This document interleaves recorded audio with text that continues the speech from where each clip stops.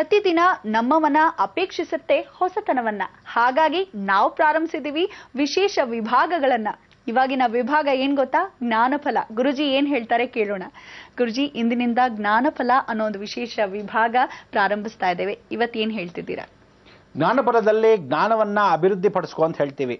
ಸಾಕಷ್ಟು ವಿಚಾರಗಳನ್ನ ಅಭಿವೃದ್ಧಿ ಪಡಿಸ್ಕೊಳ್ಳಕ್ಕೆ ಸೀಕ್ರೆಟ್ಸ್ ಆಫ್ ಲೈಫ್ ಅಂತ ಕರಿತೀವಿ. ಆ ಸೀಕ್ರೆಟ್ಸ್ನ ಬಯಲ್ಪಡಿಸೋದೇ ಜ್ಞಾನಫಲ.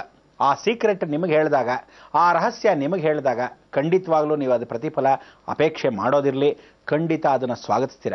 ಯಾಕೆಂದ್ರೆ ಪ್ರತಿಯೊಂದು ರಹಸ್ಯನ ನಿಮಗೆ ಕೊಡ್ತಾ ಬಂದ್ರೇದಾನೆ ನಿಮ್ಮ ಜ್ಞಾನ ಅಭಿವೃದ್ಧಿ ಆಗೋದು. ಕೂತಲ್ಲೇ ಕೂತಿದ್ರೆ ಪ್ರಯೋಜನವೇನು? ಹಾಗೆ ಜೀವನದ ಎಲ್ಲ ತುಣುಕುಗಳನ್ನು, ಎಲ್ಲ ರಹಸ್ಯಗಳನ್ನು, ಎಲ್ಲ ರೀತಿಯಲ್ಲಿ, ಎಲ್ಲ ವರ್ಗದವರೆಗೂ ಎಲ್ಲ ಹೇಗೇಗಿತ್ತು, ಯಾವ್ಯಾವ ಸ್ಥಳದಲ್ಲಿತ್ತು ಅಂಥ ರಹಸ್ಯಗಳನ್ನೆಲ್ಲ ಕೊಡ್ತಾ ಹೋಗ್ತೀನಿ. ಅಂಥ ರಹಸ್ಯಗಳು ಏನು ಅಂದರೆ, ಗಂಡ ಹೆಂಡತಿ ಬಾಂಧವ್ಯವಾಗಿ ಹೇಗಿರಬೇಕು ಇದನ್ನು ಮಾಡ್ಕೊಳ್ಳಿ, ಸರಿ ಹೋಗ್ತೀರ. ನಿಮ್ಮ ಮನೆ ಕುಟುಂಬದಲ್ಲಿ ಮನೇನೇ ಮಾಡಿಲ್ಲ ಜೀವನ ಪರ್ಯಂತ, ಇದನ್ನು ಮಾಡಿ ಖಂಡಿತ ಮನೆ ಸಿಗುತ್ತೆ. ಎಲ್ಲೋ ಒದ್ರೆ ಎಲ್ಲೋ ಹಲ್ಲು ಮುರಿಯುತ್ತೆ ಅಂತ ಅನ್ಕೋಬಾರ್ದು ನೀವು. ಖಂಡಿತ ಪ್ರಯತ್ನ ಪಡಬೇಕು. ಪ್ರಯತ್ನ ನಿಮ್ಮದಾಗದೇ ಇದ್ರೆ ನಿಷ್ಫಲವಾಗತ್ತೆ ಜ್ಞಾನಫಲ. ಆ ಜ್ಞಾನವನ್ನು ಅಭಿವೃದ್ಧಿ ಪಡಿಸ್ಕೊಳ್ಳೋಕ್ಕೆ ನೀವು ಸಂಕ್ಷಿಪ್ತ ಮಾರ್ಗಗಳನ್ನು ಕೊಡ್ತೀನಿ.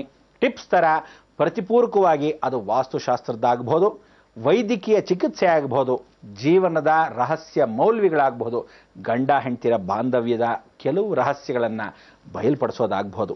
ಏನನ್ನೇ ಆಗಲಿ, ಮಕ್ಕಳನ್ನ ಸರಿಯಾಗಿ ತಿದ್ದು ನಾವುಗಳ ದಾರಿಯನ್ನು ತಪ್ಪಿಸದೇ ಇರತಕ್ಕಂಥ ವಿಚಾರವನ್ನು ಅವ್ರು ತಪ್ಕೊಳ್ತಾ ಇದ್ರೆ ನಾವು ಎಳೆದು ಈ ಕಡೆ ಇಟ್ಕೋಬೇಕು. ಲಗಾಮ ಕೊಡಬೇಕು. ಆ ಲಗಾಮ್ ನಿಮ್ಮ ಕೈ ಕೊಡ್ತೀನಿ, ಸರಿಯಾಗಿ ಓಡಿಸ್ಬೇಕು. ಸದ್ಯ ರಥದಲ್ಲಿ ನಾವು ಇರ್ತೀವಿ, ಗಮನ ಇರಲಿ. ಅದಕ್ಕೋಸ್ಕರ ನೀವೇನು ಮಾಡಬೇಕು, ಈ ಜ್ಞಾನಫಲ ವಿಭಾಗವನ್ನು ತಿಳ್ಕೊಳ್ಳೋಣ. ಆದರೆ ಆ ತಿಳ್ಕೊಳ್ಳೋಕ್ಕೆ ಮೊದಲು ಇವತ್ತಿನ ಲಂಕೆಯ ಅನುಗ್ರಹವನ್ನು ಪಡೀತಕ್ಕಂಥ ವಿಚಾರವನ್ನು ತಿಳ್ಕೋಬೇಕು. ಇಲ್ಲಿ ಇವತ್ತಿನ ದಿವಸ ರಹಸ್ಯ ಅಂದರೆ ದೊಡ್ಡ ರಹಸ್ಯವನ್ನೇ ಕೊಡ್ತೀನಿ. ಎಲ್ಲರೂ ಸೀತಾಮ್ನವರು ಒಂದು ದೊಡ್ಡ ರಹಸ್ಯ ಅಂದರೆ ಶ್ರೀರಾಮಚಂದ್ರನ ಹೆಂಡತಿ ಗೊತ್ತಿದೆ ಅಲ್ವಾ? ಎಲ್ರಿಗೂ ಗೊತ್ತು, ಭಾಳ ಸಂತೋಷ. ಅವಳೇ ಲಕ್ಷ್ಮಿ ಅಲ್ವಾ? ಅದು ಗೊತ್ತು. ನಾರಾಯಣನ ಪತ್ನಿ ಅದೂ ಗೊತ್ತು. ವೇದವತಿ ಅಂತ ಹೇಳಿ ಅವಳು ಇನ್ನೊಂದು ನಾಮಕರಣವೂ ಹೌದು, ಅದೂ ಗೊತ್ತು. ಭೂದೇವಿ ಇವಳು ಬದಲು ಅವಳು ಹೋದ್ಲು, ಅದೂ ಗೊತ್ತು. ಆದರೆ ಕೆಲವರಿಗೆ ಮಾತ್ರ ಗೊತ್ತು ಸೀತಾಮ್ಮನವರು ಜನಕ ಮಹಾರಾಜನ ಮಗಳು ಅಂತ. ಆದರೆ ಎಷ್ಟೋ ಜನಕ್ಕೆ ಗೊತ್ತಿಲ್ಲ ಸಾಕ್ಷಾತ್ ಮಂಡೋದರಿಯ ಮಗಳು, ರಾವಣನಿಗೆ ಮಗಳಿವಳು ಮೊದಲಾಗಿ ಅನ್ನೋದು ಎಲ್ಲರಿಗೂ ಗೊತ್ತಿಲ್ಲ. ನಿಜ ರಹಸ್ಯ ಏನು ಅಂದರೆ, ಶ್ರೀರಾಮಚಂದ್ರನು ಪರಿಪೂರ್ಣವಾಗಿ ಭೂಲೋಕಕ್ಕೆ ಬರಕ್ಕೆ ಮೊದಲು ನಾರಾಯಣನು ಮಾಯಾಲೋಕದಲ್ಲಿರತಕ್ಕಂಥ ರಾವಣನಿಗೆ ಪರಿವರ್ತನೆ ಮಾಡಬೇಕಾಗಿತ್ತು. ಅದಕ್ಕೆ ಜಯ ವಿಜಯರಾಗಿ ಇವರಿಬ್ಬರು ಯಾರಿಗೆ ನಮ್ಮ ಸೇವಕರಾಗಿರಬೇಕಾಗಿದ್ದು ಸಾಕ್ಷಾತ್ ಶ್ರೀ ರಾಮಚಂದ್ರನ ಅನುಗ್ರಹವನ್ನು, ಅಂದರೆ ಮಹಾವಿಷ್ಣು ಅವತಾರಕ್ಕೆ. ತದನಂತರ ಶಿವನ ಭಕ್ತನಾದರೂ ಅವನ ರಾವಣ ಕುಂಭಕರ್ಣ ಅಂತ ಆದರು. ಇದು ತ್ರೇತಾಯುಗದಲ್ಲಾಯಿತು. ಆ ತ್ರೇತಾಯುಗಕ್ಕೆ ನಾವುಗಳು ಕಾಲಿಟ್ವಿ, ಎಲ್ಲ ಮುಗಿಸ್ಕೊಂಡ್ಬಂದ್ವಿ ನೋಡಿ. ದಶಾವತಾರದಲ್ಲಿ ನರಸಿಂಹ ಅವತಾರ ತೋರಿಸಿದ್ವಿ, ಎಲ್ಲ ಅವತಾರಗಳು ಆಯಿತು. ಅಲ್ಲಿ ನಾವುಗಳು ಇವತ್ತಿನ ದಿವಸ ಒಂದು ರಾಮಚಂದ್ರನ ಅವತಾರಕ್ಕೆ ಬಂದಾಗ ತ್ರೇತಾಯುಗಕ್ಕೆ ಬಂದ್ವಿ. ಇನ್ನು ಕೃಷ್ಣನ ಯುಗಕ್ಕೆ ಹೋಗಬೇಕು, ಕೃಷ್ಣ ರಹಸ್ಯ ಮಾಡಬೇಕು ಅಲ್ವೇ? ಒಂದೊಂದು ಯುಗದ ಮೇಲೆ ಒಂದೊಂದು ಕಾಲಿಡ್ತಾ ಬರೋಣ. ಕೊನೆಗೆ ಕಲಿಯುಗಕ್ಕೆ ಬರೋಷ್ಟರಲ್ಲಿ ಪ್ರಳಯ ರೆಡಿ ಆಗತ್ತೆ, ಪ್ರಕೃತಿಯ ಲಯವಾಗತ್ತೆ, ನಾವೆಲ್ಲ ಹೊರಡಕ್ಕೆ ಸಿದ್ಧವಾಗಿದ್ದೀವಿ ಅಂತ ನೀವೆಲ್ಲ ಭಯ ಪಡ್ತಾ ಇರುವಾಗ ಭಗವಂತನ ಕಾಪಾಡಕ್ಕೆ ನಾವೇ ಖುದ್ದಾಗಿ ಕರೆಸ್ತೀವಿ ಎಲ್ಲರ ಪ್ರಯತ್ನದ ಜೊತೆಗೆ. ಆ ಕರೆಸೋ ಪ್ರಯತ್ನ ಮಾಡೋಣ. ಅಷ್ಟವರೆಗೂ ಬದುಕಿದೀವಲ್ಲ, ಒಳ್ಳೆ ಕಾರ್ಯಗಳನ್ನು ಮಾಡೋಣ, ಒಳ್ಳೆ ವಿಚಾರಗಳನ್ನು ತಿಳ್ಕೊಳ್ಳೋಣ. ಅಂದರೆ ಜ್ಞಾನಫಲ. ಇವತ್ತಿನ ಜ್ಞಾನಫಲದಲ್ಲಿ ವಿಶೇಷ ಅಂದರೆ ಶ್ರೀರಾವಣ, ನಾವು ಏನು ಅಂದ್ಕೊಂಡಿದ್ದೀವಿ ಮಹಾಬ್ರಾಹ್ಮಣ, ಅಂಥ ಒಂದು ಮಹಾಬ್ರಾಹ್ಮಣ ಬ್ರಹ್ಮಜ್ಞಾನಿ, ಅವನ್ನೇ ಪೂಜೆ ಮಾಡ್ತಾರೆ ಇವತ್ತು ಶ್ರೀರಾಮಚಂದ್ರನ ಅನುಗ್ರಹ ಸಮಾನವಾಗಿ.